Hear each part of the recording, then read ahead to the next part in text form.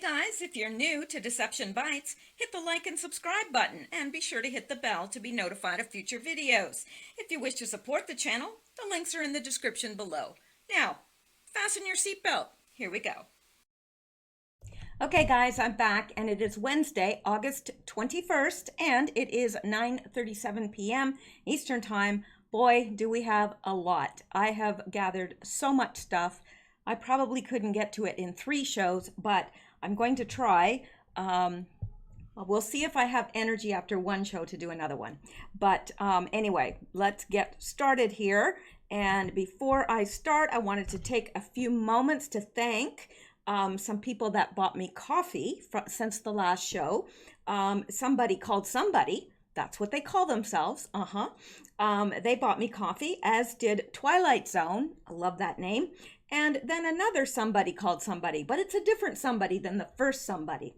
And also Flor Solaz. I'm hoping that I pronounced your name right. And also in the mail, which was fun today, I got this card. And this is from Dawn from St. John's, New Brunswick. And that is so awesome because it always thrills me when there's somebody else in Canada that listens, because I think most of my audience is from the United States. And I think that most of what I talk about is dealing with issues that pertain to the States. So it's always nice when I find that I have a Canadian listener. And I probably have more than I think. But anyway, this card is so cute. It says 4 out of 5 cats don't care that it's your birthday. And then when you open it up, it says, actually it's 5 out of 5, but I care, and that's all that matters. So this is I have to go back here to see if you can see it, so that it's not. There's that. And also, let's go back here.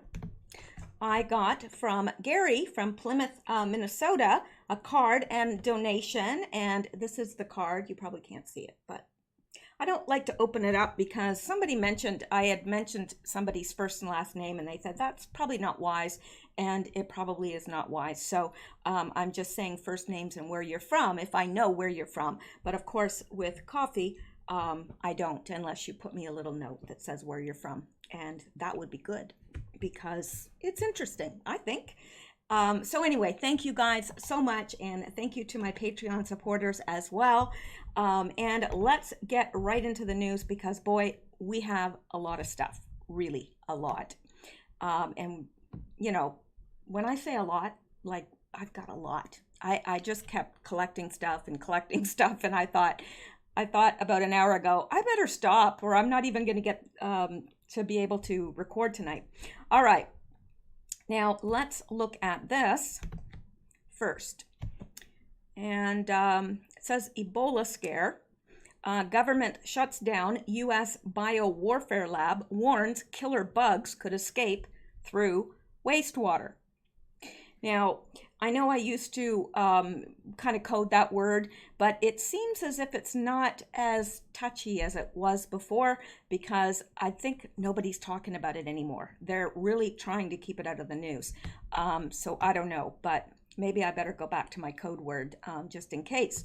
With its long and devastating history, the snowbola is truly terrifying. Just the words plague or Black Death are enough to strike fear into the hearts of many. Outbreak of the plague were common for centuries, resulting in millions of deaths.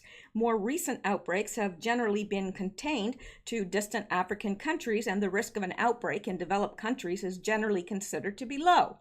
Certainly, though, there have been reported cases of snowbola in the United States. Very few Americans would consider their country to be a potential outbreak site.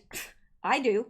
How can you have anything but outbreaks when you're having huge influxes of people that are not native to this country?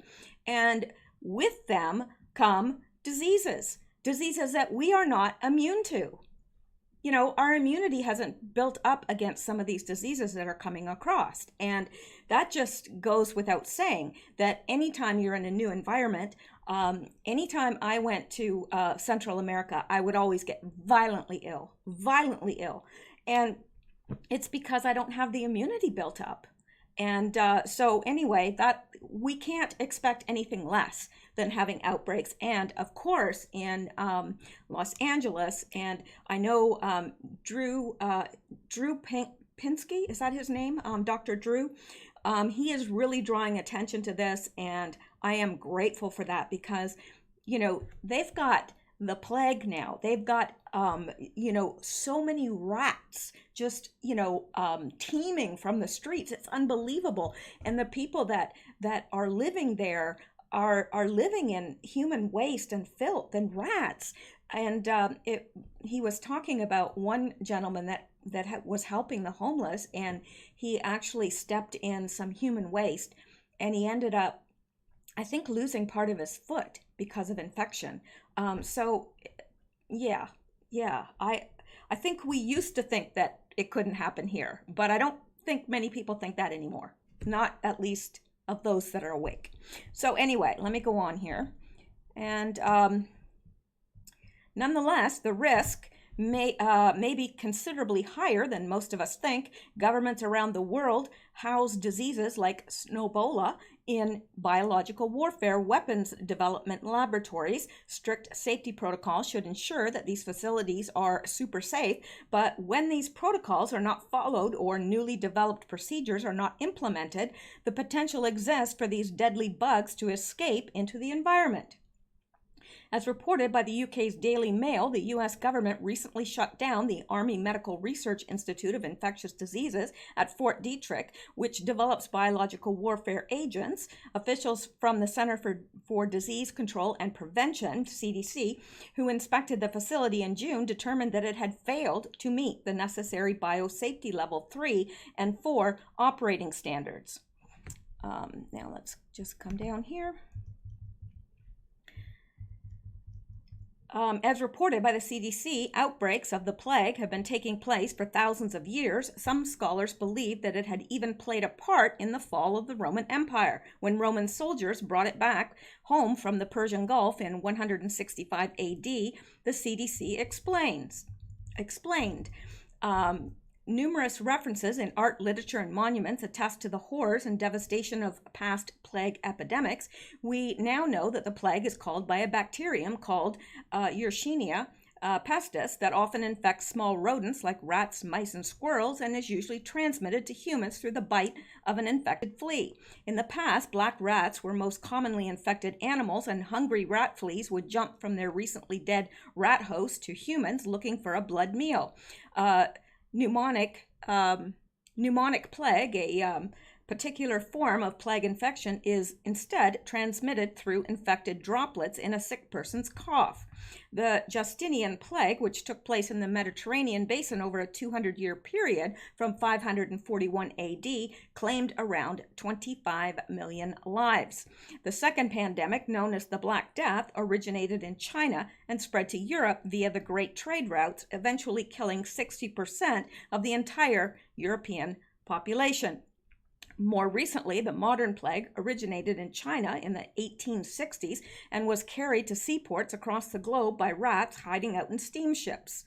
Though this particular pandemic was quickly controlled, it allowed the disease to spread and become endemic in countries around the world.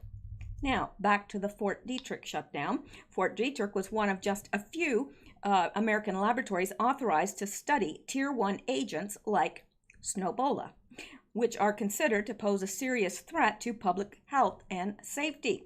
The facility had been struggling for over a year to improve its decontamination processes after a flooding issue in May of 2018, when the CDC issued its cease and desist notice in July this year. The Friedrich News Post reported the suspicion was due to multiple causes, including failure to follow local procedures and a lack of periodic recertification training for workers in the biocontainment laboratories. The wastewater decontamination system also failed to meet standards set by the Federal Select Agent Program. This is not the first time Fort Detrick has been accused of allowing diseases to escape into the environment. In her book, Bitten, The Secret History of Lyme Disease and Biological Weapons, journalist Chris Newby alleges that Lyme disease, a tick-borne illness which now plagues the United States was accidentally released into the environment by Fort Detrick researchers decades ago. I have read that, and so that is something that I have long suspected, just because that's something that I actually really did look into. The CDC has placed all research at the facility on hold, and it will remain closed for the foreseeable future. So this is a little bit disconcerting, if you ask me, that these people are, handling such, well, really, they're handling things that could wipe out a huge number of the population. And,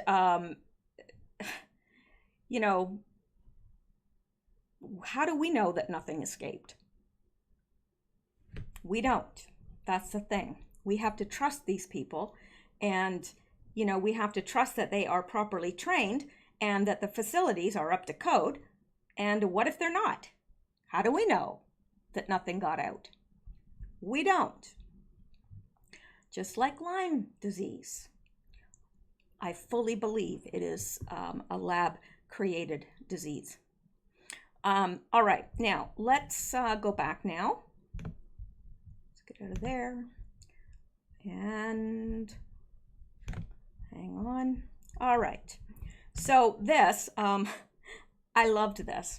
I absolutely loved this because Trump was trolling, after he had, he was talking about, like to buy Greenland. I don't know if he probably was serious to a certain extent, but he also likes to troll. And it would be a good move to buy Greenland because they are full of resources. It is full of resources, and it would just be a wonderful idea. And it would strategically place them where they need to be, because they've got, I think, 5 bases, U.S. bases, military bases there, which they are renting land for, and it would actually be a better deal all the way around if we owned Greenland. But anyway, I loved this because he tweeted this. He's a master troller. You gotta love the guy, really. I promise not to do this to Greenland. And of course, he has a Trump Tower here. And down here, I've got a bigger picture of this somewhere. Somewhere I do. There we go. There's the full picture. There's a Trump Tower sitting there in Greenland. He says, I promise not to do this to Greenland. I thought that was just very clever. But of course, he's a clever guy. All these people that say he's a clown and he's an idiot. Right. Okay. Now let's look at this. Probably not the most pressing news, but hey, it's what came next. Man pees in sink behind Starbucks counter and douses merchandise, Pennsylvania cops say. Yep, what is up with this? Seriously, what is up with this? Why is all this stuff happening? I'm really now getting very, very cautious to look that things are sealed before I buy them. I buy a lot of yogurt. I'm addicted to yogurt, and my yogurt bill every week is a lot. But I always flip the lid up to make sure it's still sealed, because I'm not buying anything that's not sealed, not anymore. Not. Now, I buy fruits and vegetables that aren't sealed, of course, but I wash them. I wash them well before I eat them, because you just don't know. All right, Pennsylvania police are looking for a man suspected of peeing in a Starbucks sink and onto merchandise in the store. The man walked into the coffee shop at a Target store in Manheim Township around 9:45 p.m. on Saturday, local police said in a news release Monday. He then went behind the counter into the workers' area, where he urinated into a sink and onto several pieces of merchandise. I don't know why they call it merchandise. It's food, police said. After urinating, the man left the store, police said. Well, he'd done his deal.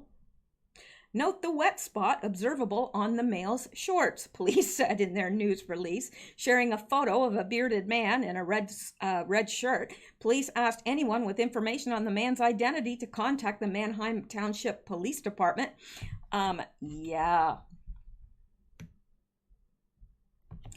Target isn't the only superstore to be hit with a bodily function crime this summer. A woman was caught peeing on potatoes in a West Virginia Walmart earlier this year, and soon after that, a teen in Texas was seen peeing on a shelf of wine.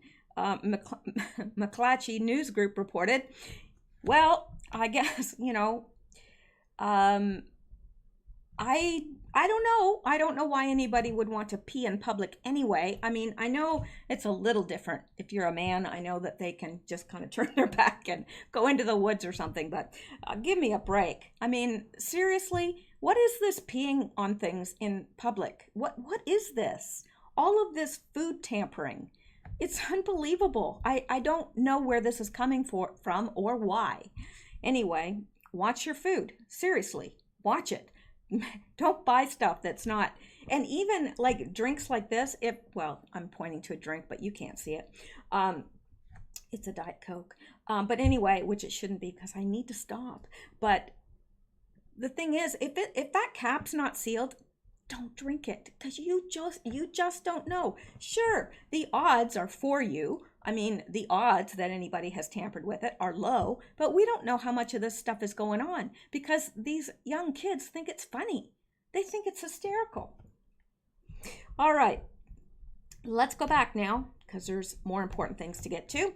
Okay, now I'm going to leave that for now. Well, let's look at this. I have to kind of pick and choose because I've got so much, and if I do a second video, then maybe I can get into the nitty-gritty of stuff. Okay, Elizabeth Warren scrubs website of Native American DNA results. I'm sorry, I shouldn't laugh. Poor Pocahontas. Yeah.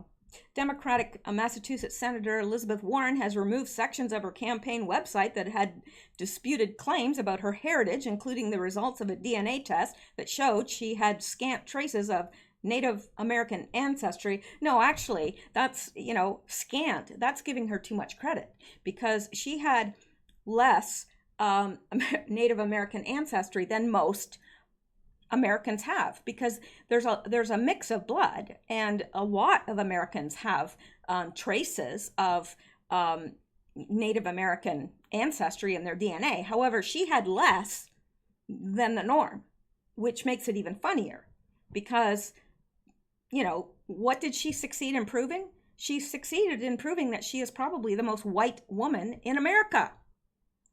Anyway, until Sunday, Warren's website included a video of the Democrat receiving the results of the genetic test, which showed that she had between 164th and 1024th Native American ancestry. Warren initially touted the results as a vindication of her claims throughout her academic career that she has Cherokee ancestry. All right, then. In April 1986, Warren listed herself as a Native American on a Texas State Bar registration form. Harvard Law School, where Warren taught before entering politics, referred to Warren as the school's only Native American professor as recently as 1996. Warren also listed herself as a minority in the Association of American Law Schools directory from 1986 to 1994. Warren has faced withering criticism over the past several years that she embellished her Indian heritage. President Donald Trump has mockingly referred to her as Pocahontas. Warren hoped to put the controversy to bed by undergoing a genetic test. Warren's campaign posted a report of the test results on October 10, 2018, as well as a claim that the analysis provided strong evidence that Elizabeth's DNA contained Native American ancestry. Yeah, okay.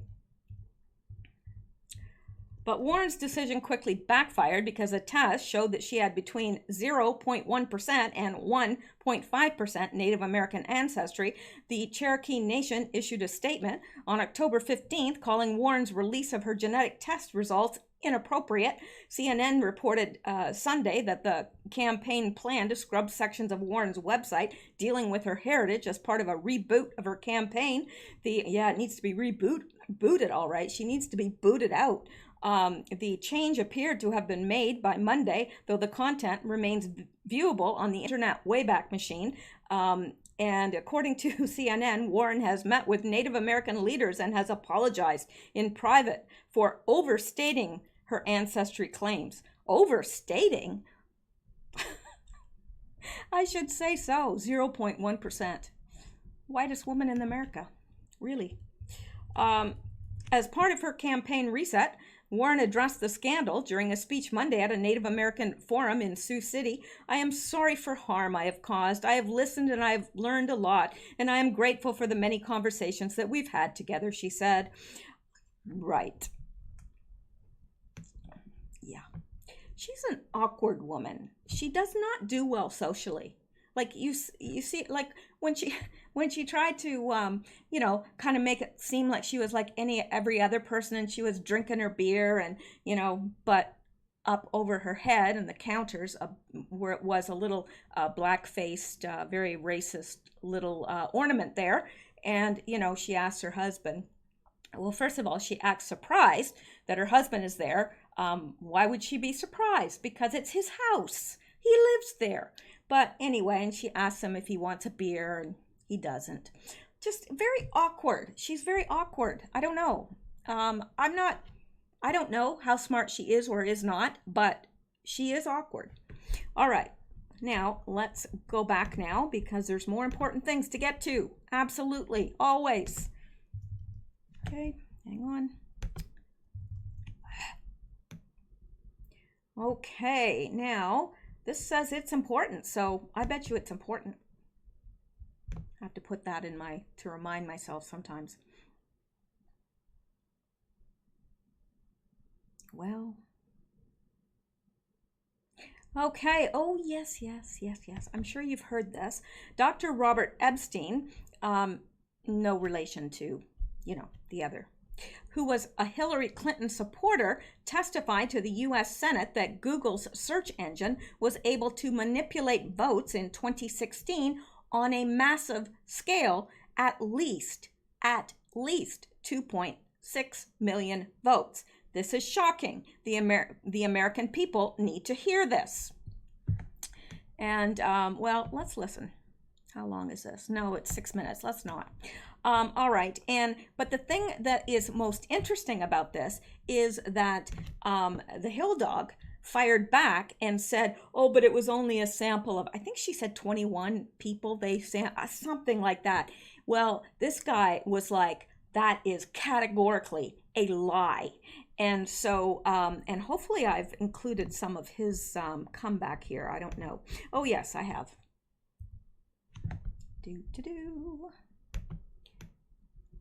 All right. So this from, I hate this. It won't scroll properly. Sierra Charlie, replying to Trump War Room, Hillary Clinton claims this is based on 21 undecided voters. Would a PhD stake his reputation in 21 undecided voters? And this in response to Sven, it's a very thorough study. Hillary is full of shite. And then Sierra Charlie, look what I just came across. Now, this is by the man himself that did this study. He said, at Hillary Clinton, whom I have strongly supported for many years, told blatant lies about me today. As a result, I have been subjected to widespread condemnation by mainstream media. Yeah, this guy's not happy at all, because, the guy's a PhD. Hillary is not, nor is she a statistician. And she outright lied that it was 21 undecided voters. This was an extremely detailed study, and he has been very forthright in giving all his data and showing how it was reached. So, yeah, well, that shouldn't surprise us. Anything, that Hillary does or says shouldn't surprise us. She's lying her face off because she knows she's going down. She's fighting.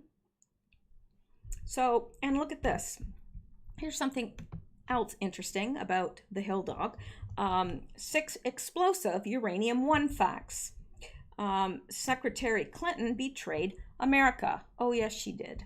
1, the former head of Russia's uranium company made four, count them, hidden donations to the Clinton Foundation totaling $2.35 million. Bill Clinton bragged a $500,000 speech in Moscow paid for by a Kremlin-backed bank. Now, Really, do you think that Bill Clinton is such a dynamic speaker that he should demand $500,000 for a speech? No. No, I don't think any of us believe that. Okay, and the Clinton Foundation the FBI has uncovered evidence that Russian nuclear industry officials engaged in bribery, kickbacks, extortion, and money laundering. The Clinton Foundation received $145 million from foreign investors involved in the uranium deal. FBI agents have an eyewitness and documents to support the most explosive parts of the Uranium One story. Clinton mega donor Frank Holmes lied about selling Uranium One before Clinton approved the Russian transfer. And she has the gall to accuse President Trump of colluding with the Russians. Are you kidding me? You know, you probably saw it if you are on Twitter and you've added me. But there's an artist by the name of, is it Lizzie? I can't remember now because I don't listen to that stuff. But anyways, this person has a song out, and it starts with, I took a DNA test, and it shows I'm 100% that bitch. And Hillary quoted that. Well, yeah, at least she admits what she is. She's more than that. That's the very least of her worries. She is a hardcore criminal. When the real truth regarding Russian collusion is right in front of you, but the fake news media prevents public awareness, conformity, and behavior. Q. Now, this was from let me see, how long ago was this? It was a Q post, and he actually, embedded this in the post, this meme here, but this was from February 26, 2019. I miss Q. I know you do too. All right, now let's see. There's so much here, and I don't know what to pick and choose. Let's come down here. All right, and let's start here. Okay, this is interesting because we all know that Ghislaine Maxwell was seen at the In-N-Out Burger in LA. And apparently that's a thing. I didn't know it, but when you arrive in LA, you go to In-N-Out Burger. I don't know, I've never heard that before, but that is what everybody is saying. Anyway, Doc Rock and 1007, who regularly has very, very good tweets, has put this together, and I wanted to be sure to let you guys know why Ghislaine Maxwell faced 20 years younger in one picture taken in LA, In-N-Out Burger's New York Post story. Maxwell is reading a book in the picture, but the title is not visible. The New York police named the book Secret Lives and Deaths of CIA Operatives. Message? Well, we know that Epic Find was definitely CIA. But let's just take a look at this. Look at her here. Does not look her age at all. And that is the book she's reading. And note her glasses there. And they almost look like, what do they call that? Burberry. They almost look like Burberry glasses, but they may or may not, and it doesn't matter. But just notice her surroundings here. And then let's go to this picture. And what happened? She's got her glasses on. That's the only difference, really. And this guy that was over there is no longer there, but there's two drinks here. So she's not alone there. The person that's taking the picture, that's probably their drink. But why does she look so much older here? Don't say, oh, it's the angle. No. You don't look at this, and then let's go back here. It's not the angle. Not at all. Her hair even looks better in this one. It looks, you know, just better. You go here, she looks like a bag lady. Seriously.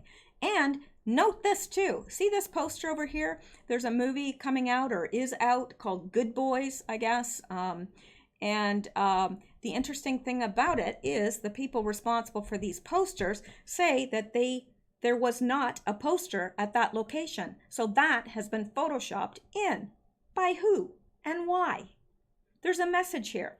The book she was reading, which is no longer in this picture, and Good Boys, don't know, but there's something very, very odd about this. Now let's go back to Doc Rock and come down.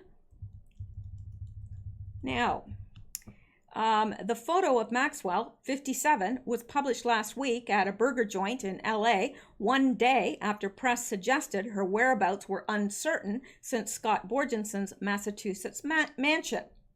So, and this is that guy, Scott, that she was said to be holed up with in Massachusetts. But then, you know, this picture comes out in the New York Post with her in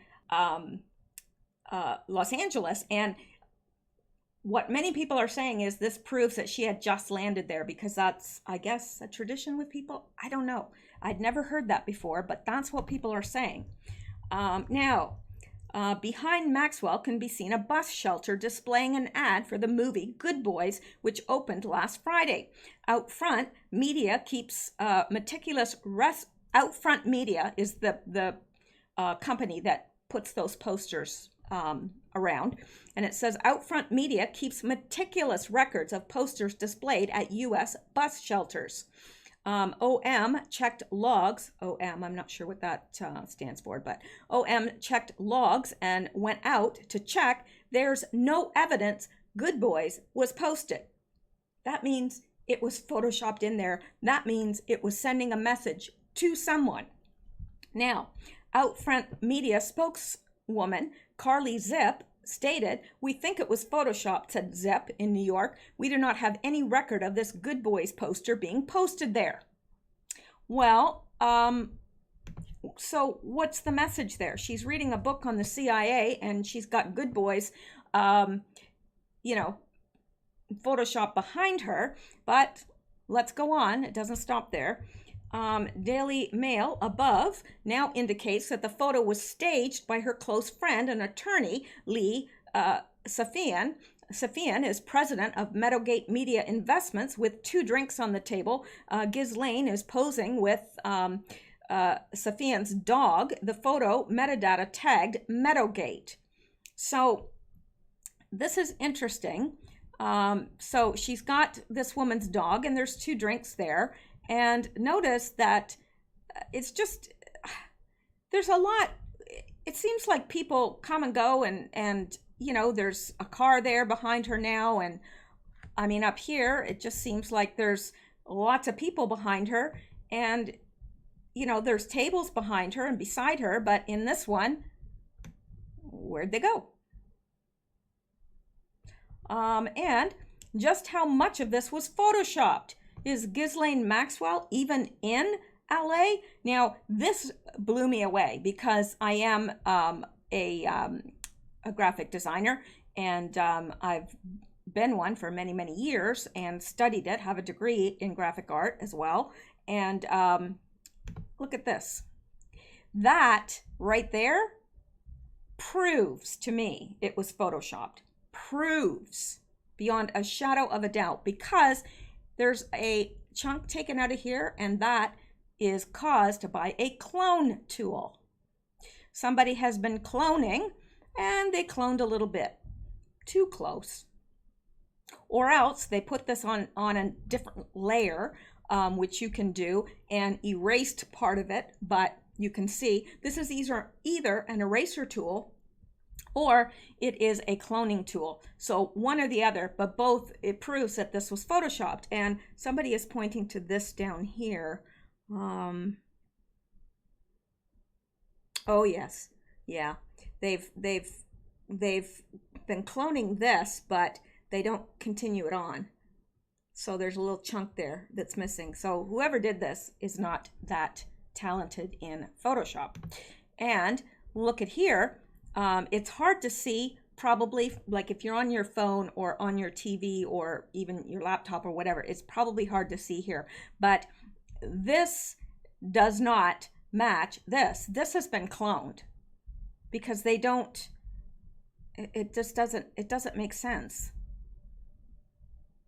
And how come this area is blurry, these stripes, and then all of a sudden these are in focus? Doesn't make sense at all. So, and there is a bigger, like a far away picture, and the person is saying, it looks like the car is like, here's this seat, but it looks like it's like the car is right. It doesn't make sense. It does not make sense because there's a sidewalk under there. Is the car up on part of the sidewalk? No, there's something just really bizarre about this whole thing. So let's go back. Posing with porn giant Vivid Entertainment's corporate headquarters visible in the background. Was it in part Ghislaine's warning to the deep state that she'll spill the beans on them if they mess with her?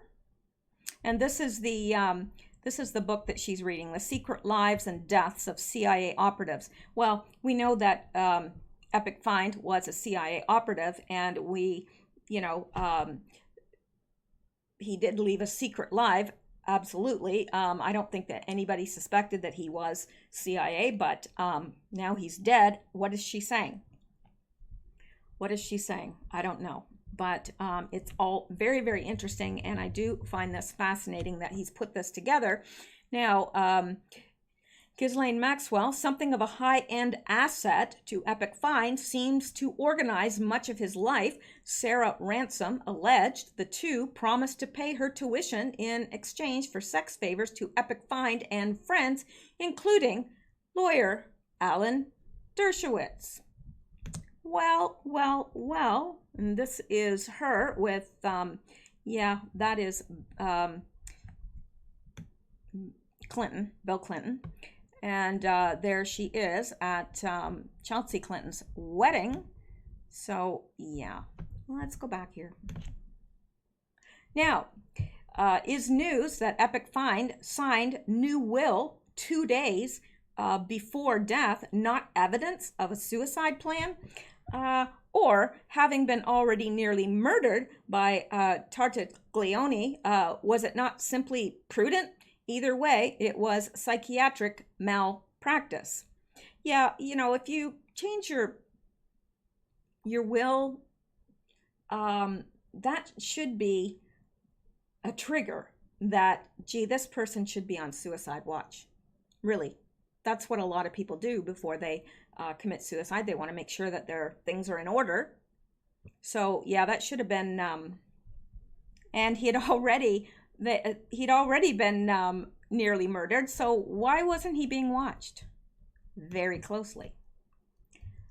Now, Epic Find was found with marks around his neck late last month, July 24th, when his cellmate, Nicholas Tartaglione of Westchester, found him, sure he did, lying on the floor with bruises to his neck. Epic Find didn't cooperate with interrogation. Well, yeah, I probably wouldn't have either if I was still threatened by somebody on the inside. Would you? That would just be automatically signing a death warrant. Why did the U.S. agree not to charge any potential co-conspirator in Epic Find's 2007 plea deal? What gives them that power? And they most certainly did, in consideration of Epic Find's agreement to plead guilty and to provide compensation in the manner described above. If Epic Find successfully fulfills all of the terms and conditions of this agreement, the United States also agrees that it will not institute any criminal charges against any potential co-conspirators of Epic Find, including but not limited to Sarah Cullen, Adriana Ross, Leslie Groff, and Nadia Markinova, further upon execution of this agreement. Okay, so anyway, but now this is from 2007. This isn't what just happened. So let's get out of here and go back. Now, 10 days after Epic Find is arrested and 1 day before the statute of limitations expire, William Barr announces on 7/15/2019 that he will not be placing charges on Pantaleo in the case of Eric Gardner. No criminal charges. Today, Pantaleo was fired. Now, okay, I'm not sure what this is about. This is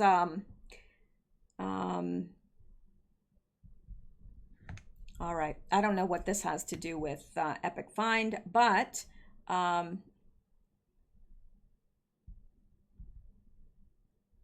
so anyway, now let's go back because I have some other interesting stuff that kind of goes along with this, and I think I skipped over it up here.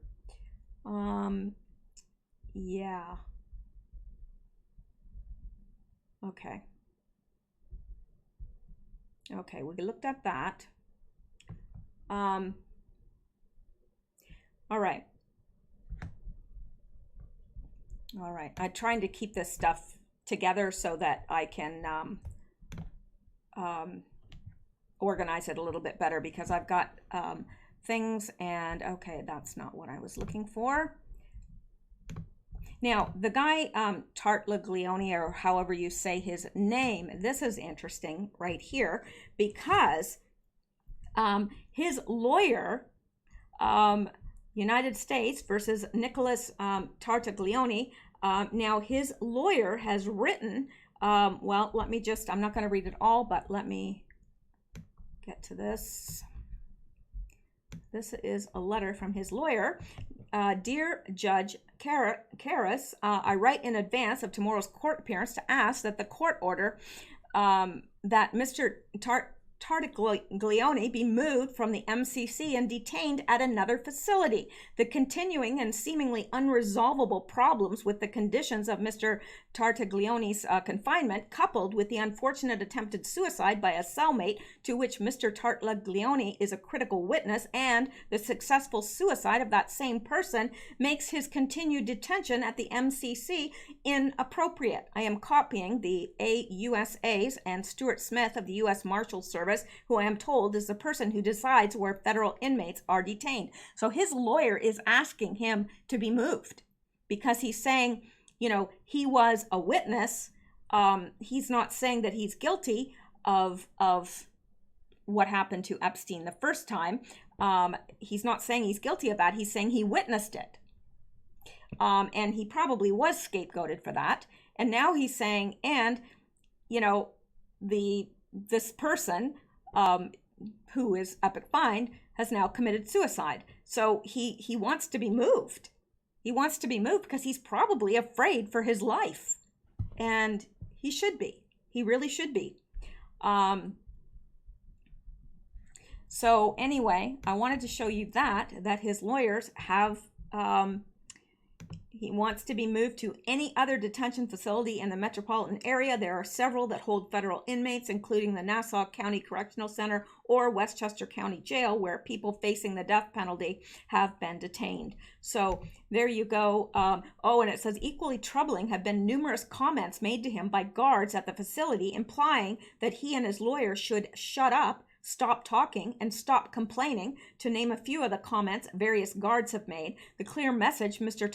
Tartaglione has received is that if he conveys message about the facility or about recent suicide, there will be a price to pay. Whether or not the investigators into the suicide choose to interview Mr.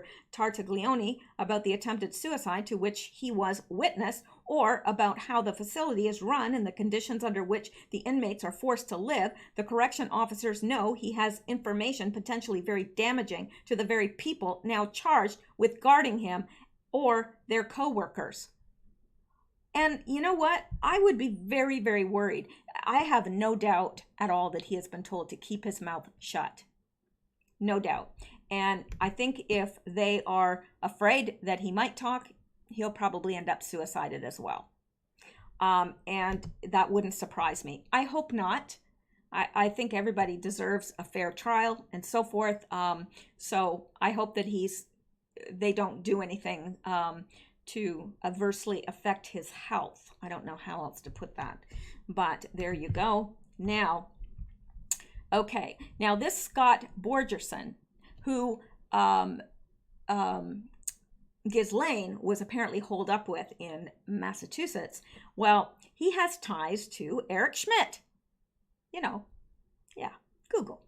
Eric Schmidt has ties to Scott Borgenson, who G. Maxwell is possibly holed up with. His company, Cargo Metrics and Global Flows, Inc., holds patents to globally track, collect data on cargo vessels, such as content, ports, etc.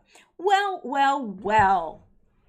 Wouldn't that be very, very interesting to have that as your person that you are living with, or possible boyfriend, or at least very good friend, very close friend, close enough to be living with? So don't you think that that is very convenient for her, that he runs this company, Cargo Metrics and Global Flows, and they hold patents to globally track and collect data on cargo vessels, because, that could go hand in hand with, trafficking.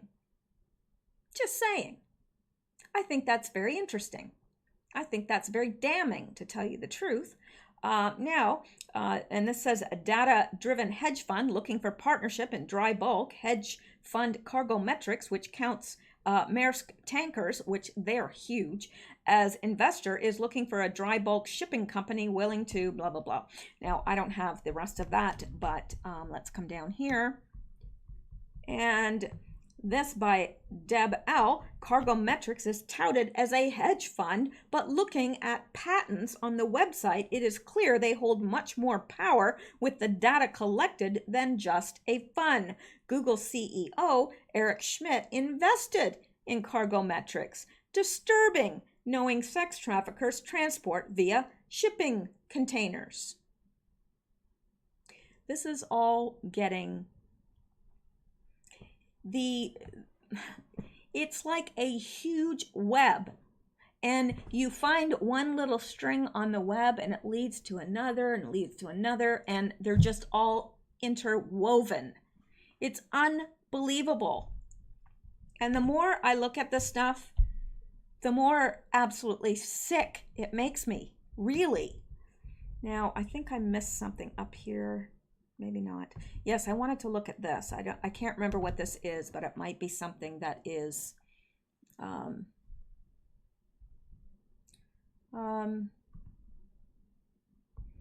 not sure. It says I know that I am, let me see here.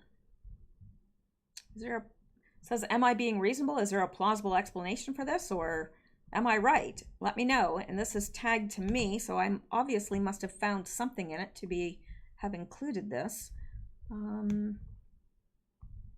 Well, I don't know, but I'm gonna have to look. I'll check it out. I don't want to take the time now because we have a lot of stuff to get to.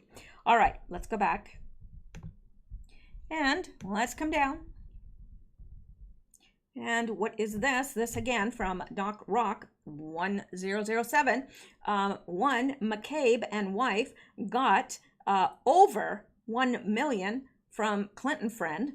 Next, Andy, Strzok, Comey draft Clinton exoneration letter before interviewing her.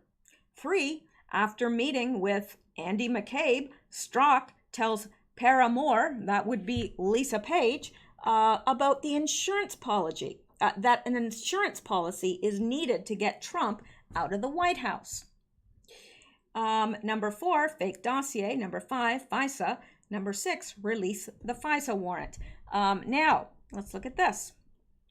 The CIA's Umbrage hacking tool makes the following scenario not only possible, but highly probable. Number 1, fake a hack from a foreign power. 2, create media hysteria about the hack. Well, that's exactly what they did, isn't it? Exactly what they did. There was no foreign power that hacked into the DMC server. We we've already concluded that. But that doesn't stop them, does it? Now, let's come down here that says this is important, so it must be, unless I lied. But I'd be lying to myself in that way. And if that was true, you should never lie to yourself. Or to anybody else. Okay, Jesse Waters nails it. President Donald Trump has superhuman-like energy. Trump has this economy humming like a fine-tuned engine. All the Democrats have fear and hate for this president and the great Americans that voted for him. Now, I remember seeing this. Let's see. It's only 2 minutes, and I'm going to play this because it's good. We begin with a new report from the Washington Post that suggests Democrats want to be boring. Yeah, you heard that right. They are trying to be boring because they're tired of President Trump's frenetic pace. But here's the truth. Every presidential election in the last 20 years has been primarily centered around war on terror or reviving the economy. And there's been serious anxiety for the last 20 years centered around terrorism, air travel, dirty bombs, sending your son to Iraq or Afghanistan, or worse, the dot-com bubble bursting, the Great Recession, or losing your job or your home. Now, because today there's peace and prosperity under President Trump, Americans are more confident and secure. So Democrats are running on boutique policies like race, free stuff, global warming, and Trump's personality. And they're trying to create anxiety when there's really not as much out there as there used to be.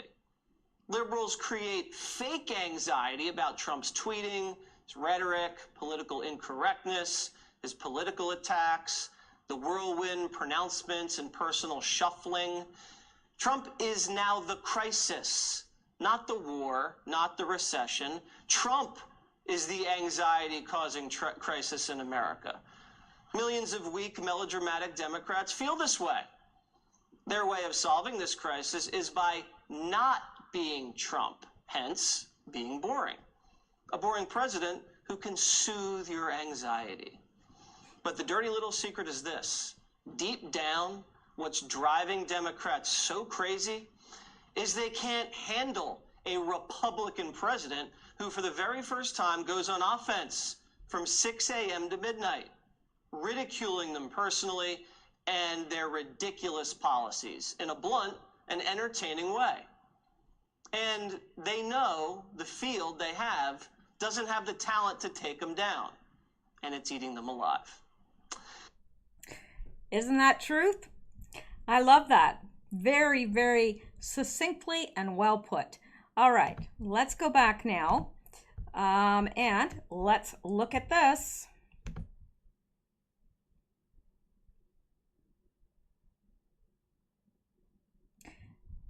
Now, what just happened there? Okay. Now, this is about Bill Clinton being expelled from Oxford for rape, but it's only 2 minutes and 19 seconds, so I want to play this for you.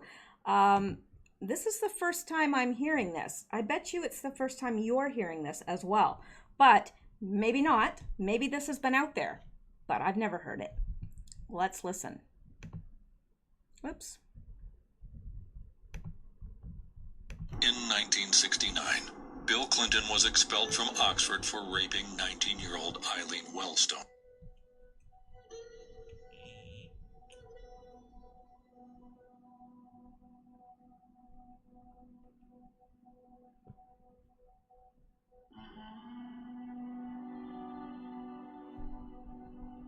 In case you don't, I just realized that some of you on your phone may not be able to read this.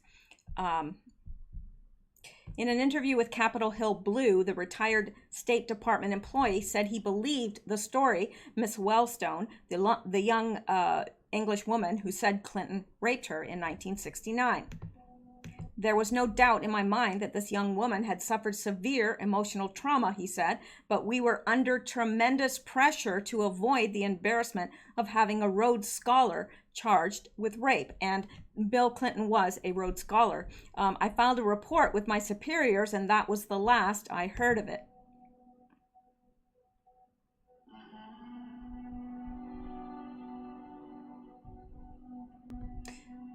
Miss Wellstone, who is now married and lives near London, confirmed the incident when contacted, but refused to discuss the matter further. She said she would not go public with further details of the attack. Afterwards, she changed her phone number and hired a barrister who warned a reporter to stay away from his client.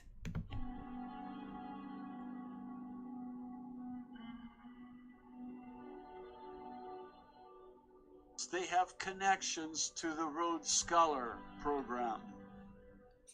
And the State Department did not want a Rhodes Scholar charged with rape, so they got him free from this rape charge. This is government interfering with a private case where a woman is raped. And so there are two sets of rules, you see. One for you and me, and people who are Rhodes Scholars are exempt, and they can rape anybody they want. Bill Clinton got away with raping Eileen Wellstone and many others. Here's a list.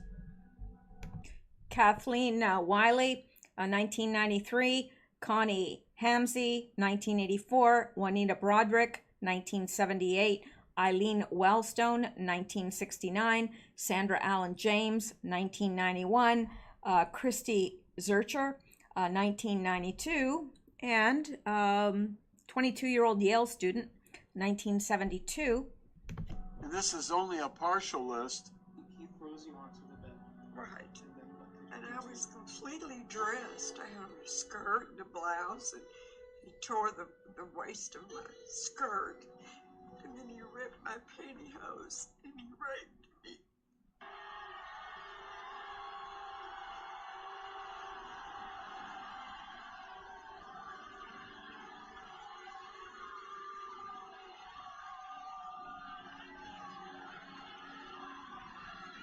And you know, I am sick and tired of the negative, dark, divisive, dangerous vision and behavior of people who support Donald Trump. What he's done to women, there's never been anybody in the history of politics in this nation that's been so abusive to women. He was impeached. He lost his license to practice law. He had to pay an $850,000 fine to one of the women. Here's the first thing I want to say. You're a rapist! Yes, we have. Bill Clinton is a rapist! He sure is. Isn't that interesting? All right, now let's go back here. It's getting, I can't remember when I started, but I think I've been going for about an hour. I think I'm going to stop here and come back and do another video because there's just so much more to get to and lots of interesting things to get to. So, yeah, that's what I'm going to do. Let me just see if there's anything little here I can get here. Well, I'm going to do this before I stop. This from Charlie Kirk, and he says, facts. In Chicago, a person is shot every 3.8 minutes and murdered every 17 hours. This despite 92 straight years of Democrat mayors. A Democrat-controlled city council with more Democratic socialists than Republicans, and the strictest gun laws in America. If gun laws were going to work, wouldn't it work in Chicago? If Democrats could really turn this country around, wouldn't they have done it in Chicago? Just a question to ask some of your friends who may be supporters of the Democrats. So, all right, I am going to leave that there. I can get rid of this now. And I'm going to come back because I've got a ton more, like really a lot of stuff yet to get to. So I'm going to come back and do another video just because I can. And I hope you will come back and join me because it gets lonely here by myself talking to myself. You know, the cats don't answer much. They do, but I sometimes don't understand what they're saying or trying to say. So come back and otherwise have a wonderful evening. Stay safe, stay well, stay blessed, and keep seeking truth because that's right, deception does bite. Thank you.